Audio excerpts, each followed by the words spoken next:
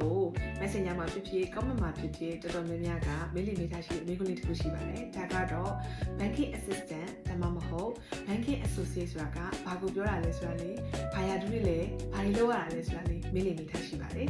ဒါလေးနဲ့ပတ်သက်ပြီးတော့ခက်ကအကြမ်းမြင့်လေးပြပြပါမယ်ရှင်မင်္ဂလာပါ Case Treasury Hub မှာပြန်လည်ကြိုဆိုလိုက်ပါတယ် Banking Assistant ဆိုတာကလွယ်လွယ်နဲ့ပြောရရင်တော့ဘဏ်ကိုစဝင်လို့ရှိရင်ပထမဆုံးဝင်တဲ့ရာထူးဖြစ်တဲ့ Junior Associate နဲ့တူပါတယ်ဆိုတော့ Junior Associate ဖြစ်ပြီဆိုလို့ရှိရင်ခက်တို့မြင်သာထင်သာရှိအောင်ပြောရမယ်ဆိုရင် Customer Service နဲ့ပတ်သက်တဲ့ supporting လုပ်ရတာတွေဘဏ်မှာရှိတဲ့ filing and documentation လုပ်ရတာတွေနောက်ပြီးတော့ data entry လုပ်ရတာတွေ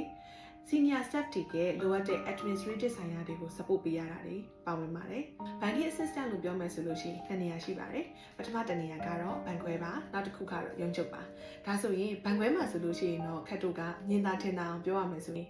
ခိတ်တို့ဘဏ်တစ်ခုကိုဝန်ဆောင်မှုတစ်ခုရယူဖို့သွားပြီဆိုလို့ရှိရင်ပထမဦးဆုံးခိတ်တို့ကိုဘာများဝန်ဆောင်မှုပေးရမလဲ။ဘာလိုအပ်ချက်ရှိလဲဆိုပြီးတော့မေးလိမေးထားရှိတဲ့ staff တွေကများသောအားဖြင့်တော့ junior level တွေကလုပ်ရပါတယ်။သို့ပေမဲ့တစ်ခါတည်းရမှာ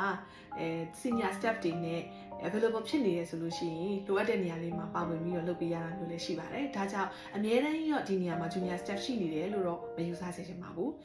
ရုံးချုပ်အနေနဲ့ပြောရမယ်ဆိုလို့ရှိရင်တော့ဌာနဆိုင်ရာတစ်ခုစီမှာသူနဲ့သက်ဆိုင်ရာအလုပ်တွေကို supporting လုပ်ဖို့အတွက် junior staff လေးတွေကိုထားထားတာပါ။အဲ့ဒါကြောင့်မလို့ကိုကအလုပ်လုပ်တဲ့အချိန်မှာဘဏ်ခွဲမှာလုပ်မှာလားရုံးချုပ်မှာလုပ်မှာလားပုံမူတည်ပြီးတော့ associate level junior associate level တွေကပြောင်းလဲလေးတွေနဲ့တာဝန်မတူညီတာလေးတွေရှိတတ်ပါတယ်။ဒါကြောင့်မလို့ကိုက